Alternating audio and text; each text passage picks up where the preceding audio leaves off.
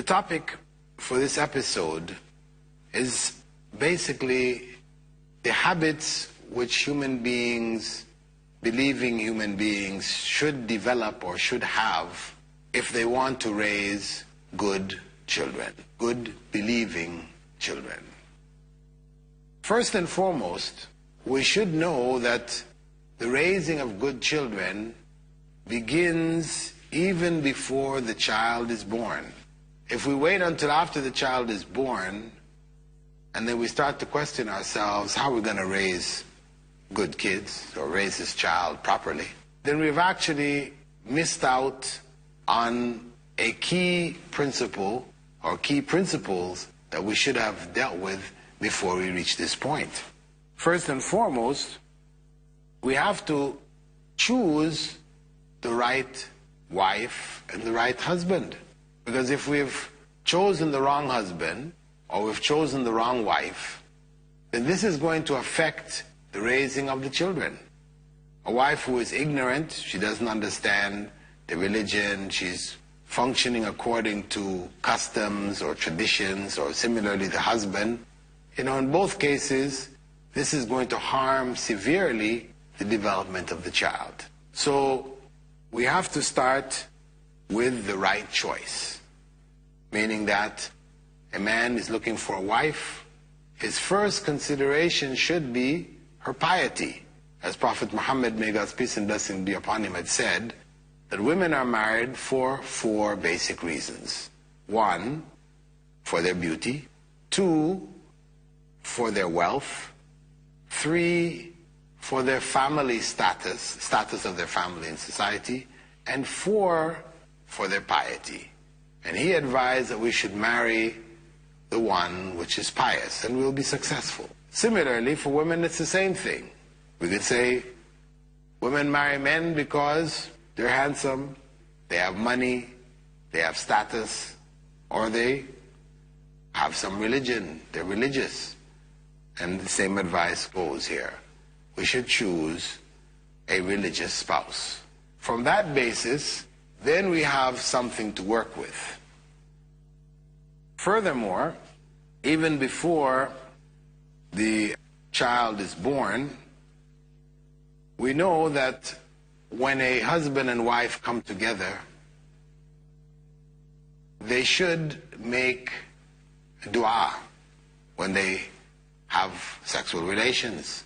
Prophet Muhammad, may God's peace and blessing be upon him, had said that the supplication, "O Allah, protect us from Satan and protect our offspring from Satan that you have provided for us."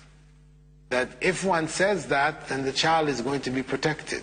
So this is a starting point. This is to ensure that the child is protected, on one hand, coming up into a protected circumstance, and 2, they are themselves protected by this dua. So the first level, our first principle, or first habit, is that dua needs to be made.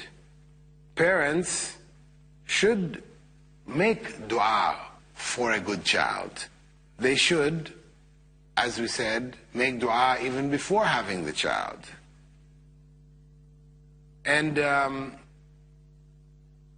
in chapter 25, verse 74, Allah describes the worshippers of the Most Merciful as making the following dua. O our Lord, grant us from our spouses and children a coolness to our eyes. And Zachariah, he made the dua, so give me from yourself, to Allah, an heir who will inherit me and the offspring of Yaqub.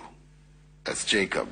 And such was the practice of the earlier generations of righteous people.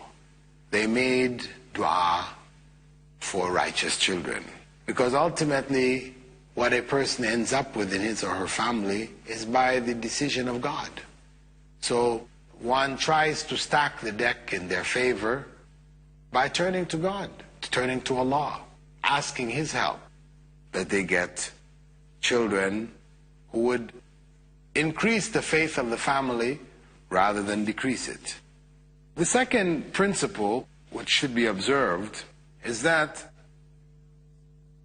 the children themselves have a right that their parents also be righteous. As the parents want righteous children, they have the right to have righteous parents. And as we said in the very beginning, that the choice that one makes in terms of a husband or a wife is going to determine ultimately where our children are going to be. And we also find in the Quran where Allah describes one of the cases with Moses and Khidr, where Khidr rebuilds a wall that had under it a treasure which was for some orphans in that town. Moses didn't understand why Khidr had done that. But Allah describes, as Khidr relates to Moses, that the parents of these orphans was righteous. وَكَانَ أَبُوهُمَا صَالِحًا. So Allah described him as in that way, through Al-Khidr, which became a reason for protecting the orphans. So the righteousness of the parents has an impact on the children. So the children, in order to have the best opportunity for being raised or for developing as righteous, growing up as righteous children, it is important that they have themselves righteous parents. And of course, what it means to be a righteous parent is that one has a clear understanding of the religion. Not just that one is religious in the sense that you're described as one who prays. I mean, of course, that is important. You pray and you fast. But that one's concepts of God is correct. One knows who really Allah is.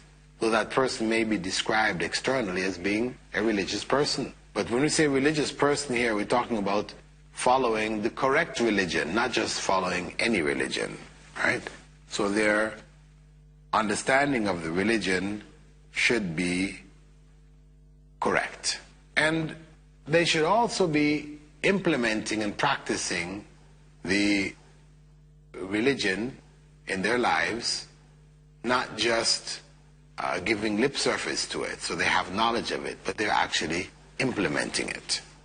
With that thought, we're going to break here for a minute, and inshallah, we hope that you will be with us when we return.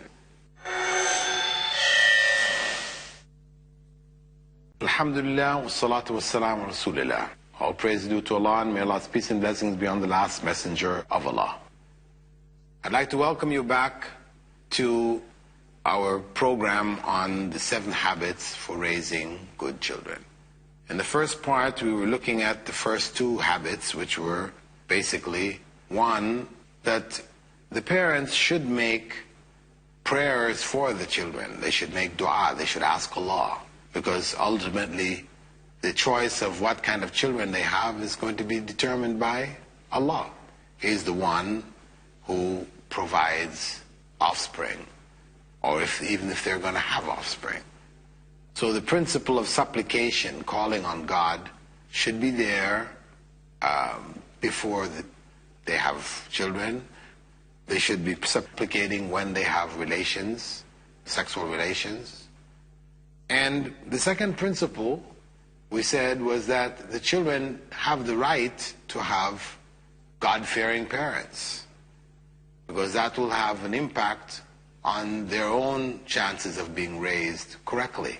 We said actually even before that, that before they get married, they should have chosen their spouses for the right reasons.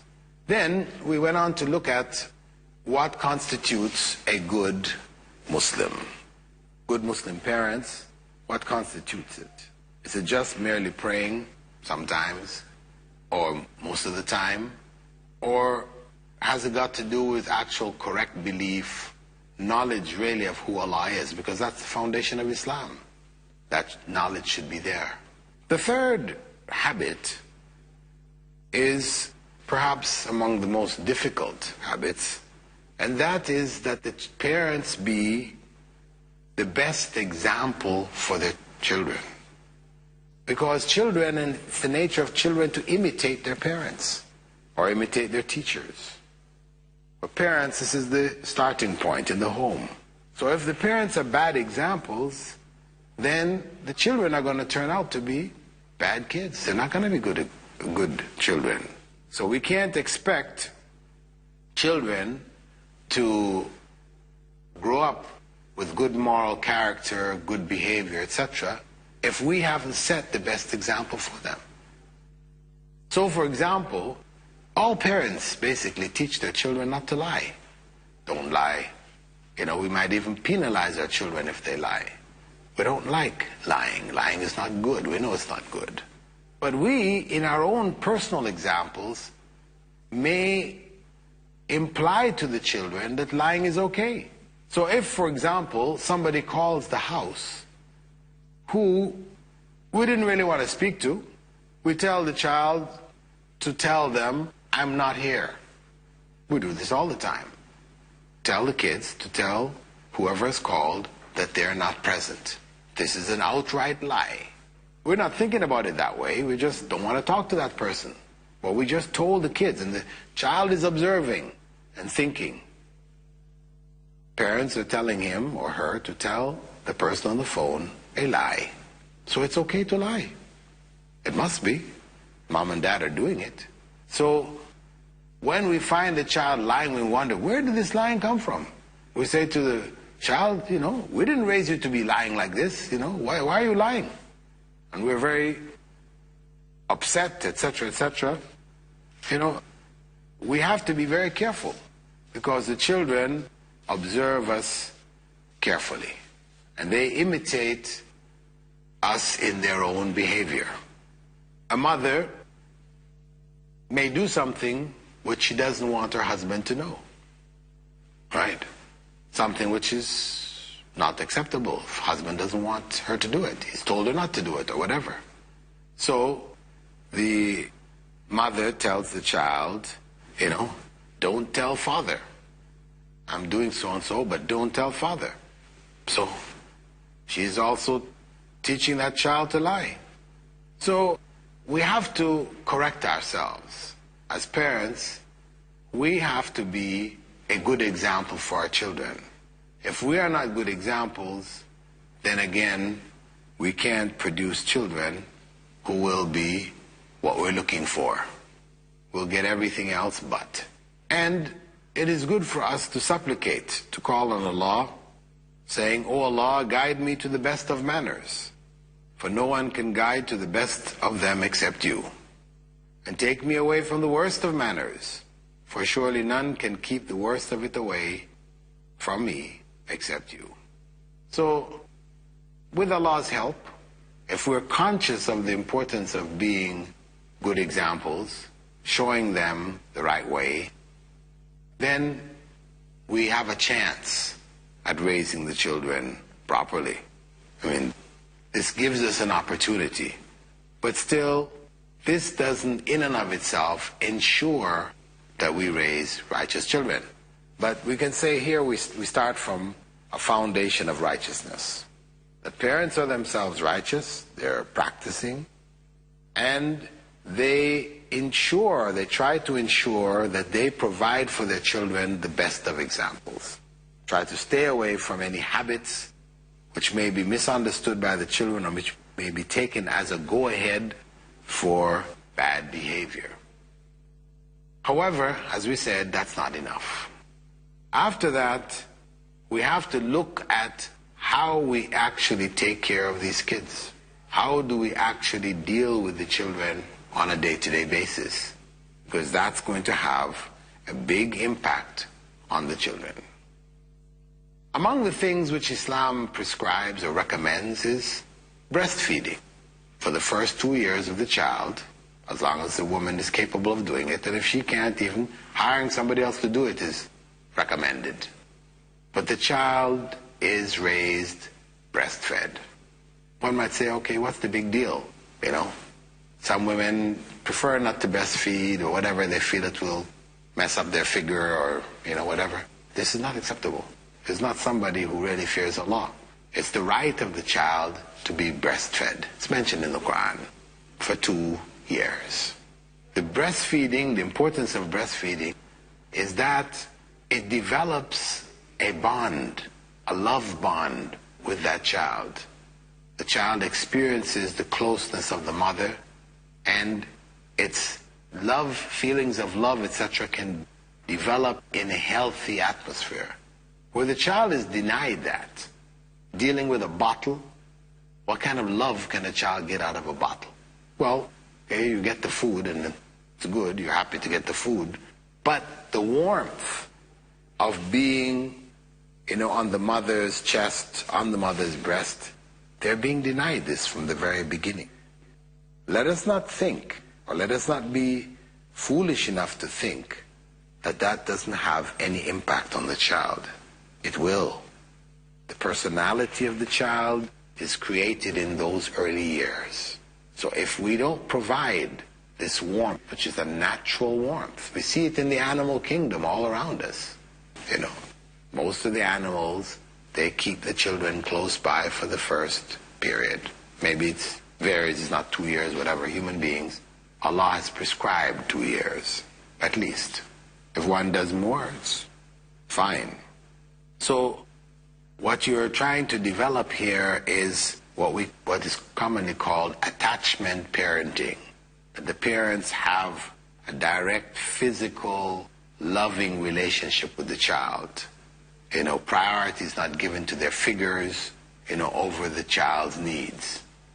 This is an important point which can't be stressed enough. I mean, besides the fact of the recommendations of the medical profession, you know, that bottled milk is just no substitute for human milk.